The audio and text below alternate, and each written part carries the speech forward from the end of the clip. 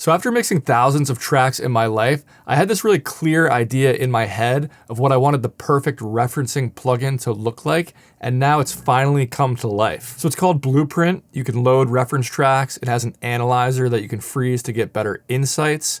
It has placement guides to help you get a better starting point for your mix. You can swap in the other scopes, and if you want, you can make them full screen for a bigger view. It comes with a phone app on both iPhone and Android, so you can stream any mix to your phone with super low latency. It even has secret skins you can unlock if you want a different look. Anyway, I want to talk about why I made this plugin, because there are some very specific reasons why I designed it the way I did. And I should mention there's a 14-day free trial, no credit card required, so you can go try it yourself whenever you want. So first of all, a lot of frequency analyzers look like this.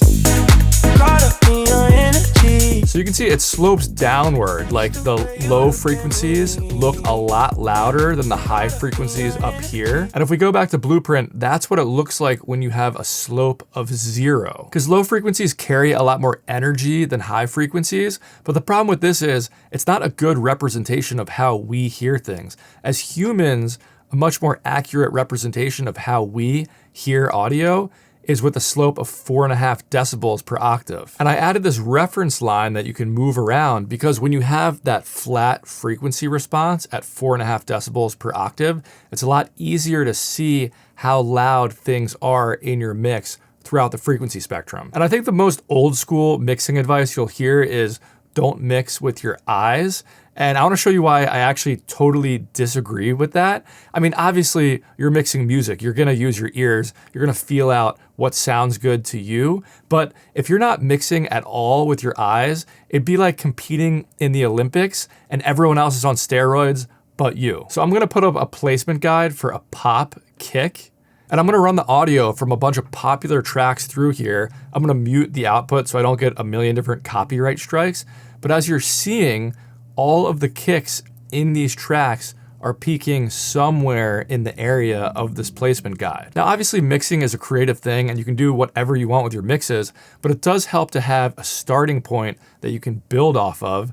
And if you look at a lot of popular songs, you'll notice that there's a lot of common patterns in where they place things throughout the frequency spectrum. So that's what these placement guides are for. They're just suggestions for a starting point for different elements in your mix based on whatever genre you mix. I mean, you don't have to put your clap in this area or your hat in this area or your bass down here in this area. You don't have to follow these at all, but if your goal is to get consistent professional sounding mixes, then these are a great starting point to help you get there.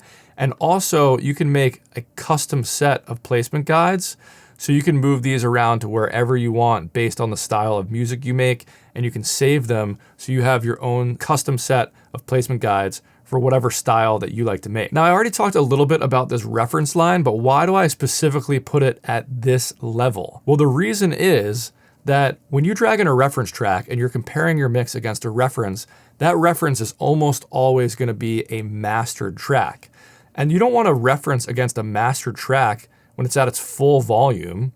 You want it to be a little bit lower so you give your mix some headroom to be able to master your mix and work on your mix.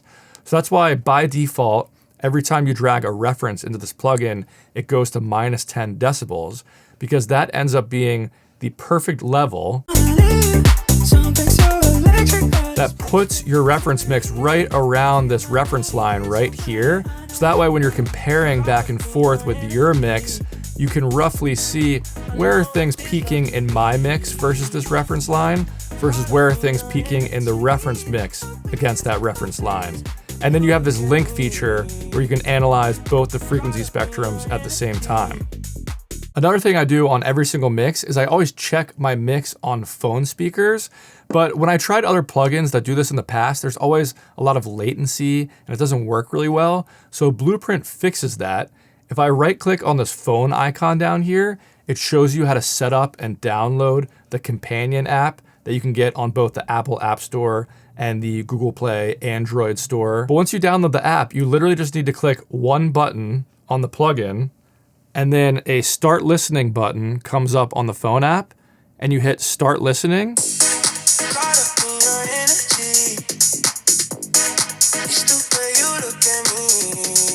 It automatically mutes the output of your DAW so you can't hear the audio out of your monitors or headphones anymore, and it streams straight to your phone with really low latency instead. Then whenever you want to switch back to your monitors, you just click the phone button once again and the stream turns off. So obviously this is helpful because most music these days is discovered on Instagram or TikTok or YouTube Shorts, and it just really helps to be able to check your mix easily on your phone without having to bounce anything or airdrop anything, and just do it in one click instead. And another feature that I use on every mix, if I start playing something, if I use these arrows, it's gonna isolate different frequency ranges. And I can drag these bands around to make my own frequency range if I wanna reference back and forth with the reference track just in that range. But I also have these mapped to hotkeys. So if I hit 1 on my keyboard, it's just a sub range. 2 is from 100 to 250 hertz. 3 goes from 250 to 500 hertz. 4 is 500 to 1000. 5 is 1000 to 2500. 6 is 2500 to 5000 hertz. And 7 is 5000 hertz and up. And I can click 7 again to just get rid of it. But also, if you want to set your own custom ranges, you just right click and you can change the custom ranges I set up in here. But that's how I like to set it up myself for my own mixes, which is why I did that. But it's really easy. I know if I want to just reference the sub range, I just click 1 on my keyboard and I click 1 again to get rid of it. And one of the big reasons why I built this plugin is because at the end of my master bus, when I was mixing a song, I used to have like 6 or 7 different plugins that I would do all this stuff with. I would have like an oscilloscope to check out volume over time. I would have a vector scope where I could check out the stereo width. I'd have a frequency analyzer. I would have a referencing plugin. I would have an EQ where I could filter these different bands. I would have a different plugin where I could stream my mix to my phone. But now it's just all in one plugin for me. Obviously, I can check out the frequency spectrum. I can swap in an oscilloscope to check that out. I can swap in a vector scope to check out the stereo image. I can make any of these things full screen if I want a closer look at anything. I have the A-B area where I switch back and forth to different references. I can set loop points in here. And even when the reference pane isn't open, I can switch back and forth between those loop points and between different reference tracks. And I gotta say, there are a lot of plugins these days that I don't really like the UI of. So I wanted this UI to look really modern and clean. And it also has an Easter egg in it where you can unlock these secret skins. There's this analog skin with the wood texture that feels nice and warm. Then there's this synthwave skin that's a bit more fun. And all these skins have a dark mode and a light mode. So even the classic look I was showing you also has a light mode if you just want to be able to see things even more clearly. I tend to prefer the dark mode just because it's easier on the eyes, but you can do whatever you want and it'll remember your settings. So when you open it every time, it'll look like that. Anyway, I don't want this video to be too long. So if you want to try it, there's a free trial for 14 days. No credit card required. Just go to bigzstudios.com/blueprint and you can download the free trial right away and start messing around with it. I really hope this plugin helps you guys make the best mixes possible.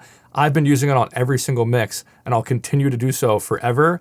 And it comes with free updates for life. So if I feel like there's anything that needs to be added or improved, then I'll add that and you guys will get all those additions and changes that I make along the way as well. So thank you guys for watching. Thanks for the support. Catch you next time. Peace.